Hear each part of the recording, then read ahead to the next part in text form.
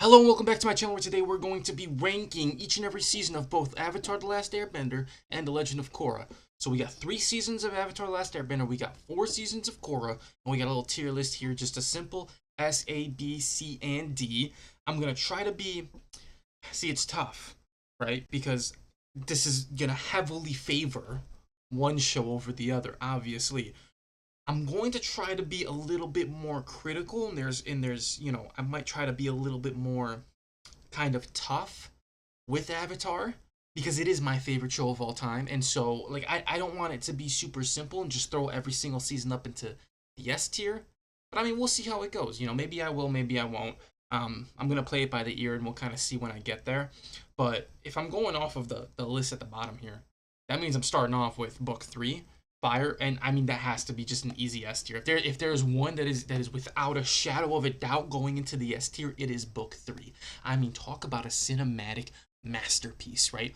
Avatar is one of those very few shows where I feel like it only gets better and better and better. Like it doesn't go from peak to to peak, or like peak and then like it doesn't get worse. I just think it consistently gets better.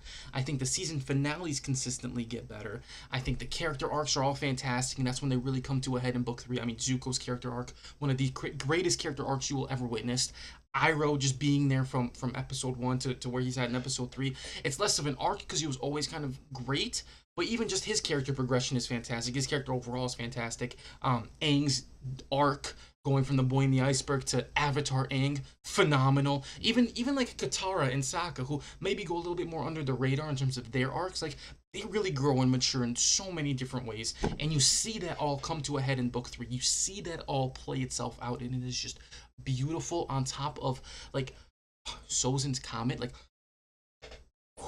I cannot describe to you the amount of goosebumps that I had watching that finale. Not just for the first time, but also for the second time.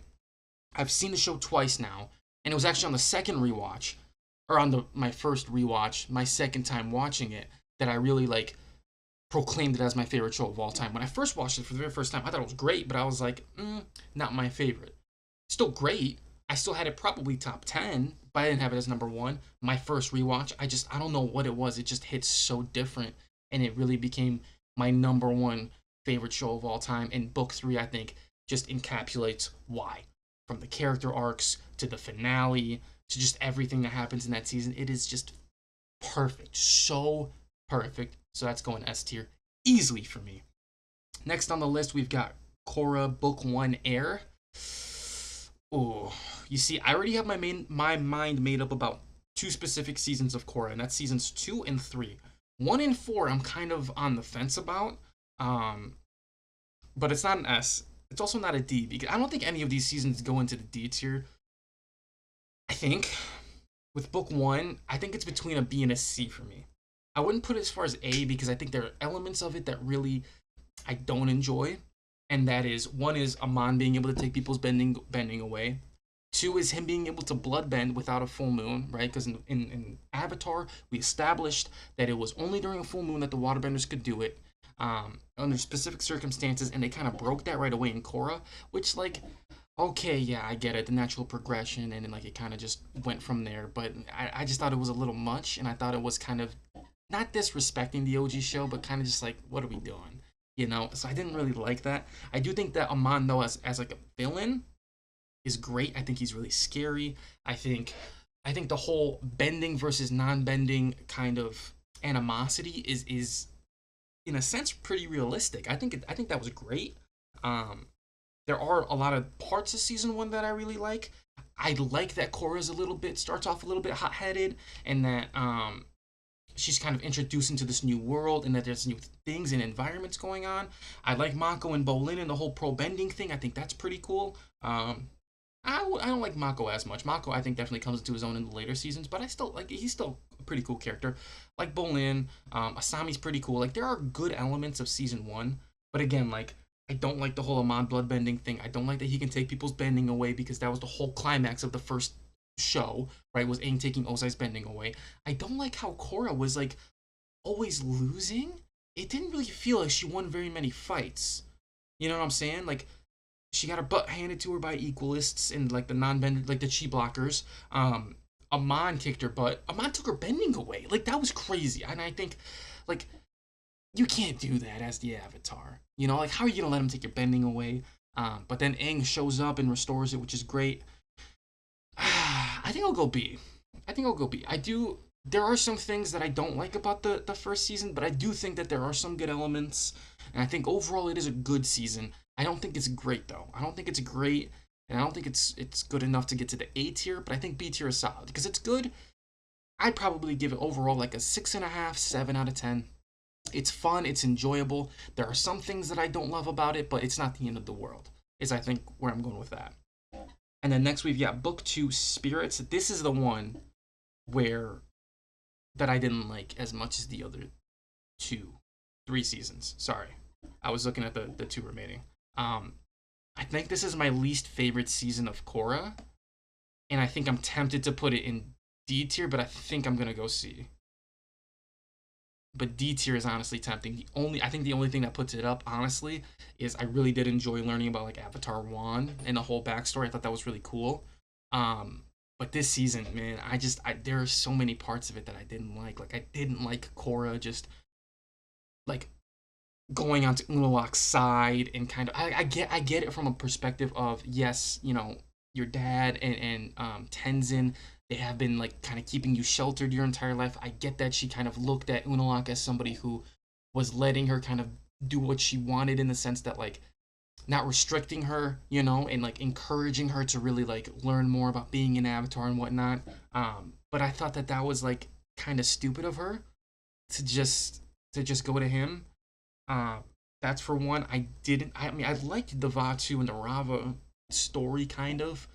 I didn't like the end fight because she loses her past lives. Like, what are we doing? You go from losing your bending in season 1 to now you're losing your past lives. What are we doing here, Korra? Lock it in, honey. Like, come on. You know, I hated that so much. Losing that connection. There's a lot of things that made me angry throughout the 4 seasons of Korra. That was by far the most like egregious thing I think that they did. Cutting off that connection. I hated it so much. I thought it was just stupid. Like it was stupid. Part of what makes the Avatar so special, part of what made The Last Airbender, the original show, so special is him being able to connect to his past lives. Seeing his relationship with Roku and his interactions with Roku. It's even seeing like one of the most iconic scenes leading into Sozin's comment, right, was him talking to Kyoshi and Roku and Yang Chen and Kuruk. Like, that was so cool and it was fun. And they just take that away from us in Korra. And it's like, come on. And that's honestly why I want to put it to D tier. But again, like, there was some good moments. I did enjoy learning about Vatu and Rava. I did enjoy learning about Avatar 1. But man, I didn't enjoy much else than that, honestly. I'm kind of tempted to put it down to D tier just thinking about it. I think I'm gonna put it down to D. I did not like book 2. I just didn't. I think it's gonna go in D tier. It is. But next, don't worry, Korra fans, because next we have book 3, Change, and this one is honestly, it's between an S and an A tier. I think I might put it in S tier. This season, it goes from horrible season to fantastic season. I mean, the villains spearheaded by Zahir. So cool, so interesting. I liked the fact that they brought back airbending, especially giving it to Zahir. That was interesting. The whole fight between Tenzin and Zahir, peak. Tenzin taking on the entire Red Lotus and standing his ground, peak. I liked the fact that they brought in Tenzin's siblings, peak. Right, like this season is great. I loved Janora and her getting her tattoos, super emotional. Again, you know, we don't really see Korra winning too much, which is one of my biggest pet peeves of the show. They just didn't let my girl win, which sucked. But I thought this season was fantastic. I do think that if I'm comparing it to Avatar, it would go into the A tier. But I think if I'm gonna disrespect book 2 and put it in D, I think I have to put this one in S because it was really good. And I can't really, off the top of my head especially, I can't really think of many problems I had with this season. I did really like this season. It brought into the show lava bending, which I thought was fun and interesting. I liked Su Yin and Lin and their whole story. I liked just more Beifongs. I'll always take more Beifongs. So yeah, I had a lot of fun with this season. I thought it was by far my favorite Korra season. I thought it was a really good season. I'm kind of tempted to put it in A, thinking more about it, but I'll keep it in S tier because I do think that I did disrespect Korra a little bit with book two there. So I'll be nice with book three. I'll be more nice with this one. Book four, we've got Balance. I think this one's also a B tier. I think it's kind of on the same level as book one. I think it's really close to being an A tier. Honestly, the one thing that ruins it for me is the end sequencing. I don't like them fighting against a big mecha giant in the middle of the city. I hated it. Like it kind of took away from what makes Avatar as like a as a world so special. Like I want to see people with bending fighting. Like I want to see like the whole like exchange and interaction. It's just a lot more fun to me than the whole mecha suit thing. That honestly is what brings it down for me. Because other than that, I think the season's really great. I think Kuvira is an interesting villain. I like I like the struggles that Korra goes through at the beginning and like the flashbacks that she has and her struggles. Like it's so interesting to watch, and you really feel for Korra to then her like getting it back bit by bit. Was a lot of fun. Like I'm really torn right now. Like I would put it in A if it wasn't for that the end fighting and the end sequence and the way that things went about. The actual ending in and of itself, though, if we're going into the spirit world with Asami and stuff, like that part was cool. I enjoyed that. But just that fight with like the mecha thing, like man. But I do really like Julie and Varric in this season. I like everything I like everything leading up to like the mecha suit, right? Like Bolin kind of being not brainwashed, but not realizing what's going on. Him slowly learning, and him and Varric are going on the run and escaping from Kuvira and whatnot. A lot of the stuff in this season is fun, man. But it's that end fight. Like thinking more about it, I really do want to put it in A tier because I do think that book four is good. But I think there's one Avatar season I think I'm gonna put in A tier, and I do think that is much better than book four, so I'm gonna keep it in B. I'm gonna keep it in B. I'm gonna move on to book one, Water. I think this one I'm gonna put in A tier. I want to put this in S tier, but this is kind of a throwback to what I said at the beginning of the video. I'm gonna be a little bit more harsh and a little bit more judgmental because this is my least favorite of the three seasons. And I do think that it's a little boring if I just put all three seasons in S tier. I do think that I think I enjoy book one a little bit more than I enjoy book three in Korra, but I think book three in Korra is super interesting, and I do think that it's a little bit more. I might be a little bit better than Avatar book one. It might be. I don't know if I agree with that. God damn it, this is tough. I'm really trying hard to not be too biased with Avatar, and I'm really trying to give Korra her flowers. But this is tough. I don't think I prefer book three over book one. This is tough. Definitely my least favorite Avatar season. But am I comfortable putting Korra book three into S tier and putting this one into A tier? I don't know if I am. You know what? I'm gonna put them both in A tier. I'm moving down Korra. I'm sorry, Korra. I can't physically bring myself to putting it above book one, and so I think I'm gonna keep it like this. I think I'm gonna put them both in A tier. I think that's fair. I think they're both really good. I think book one of Avatar is probably the least hype of the three seasons of Avatar.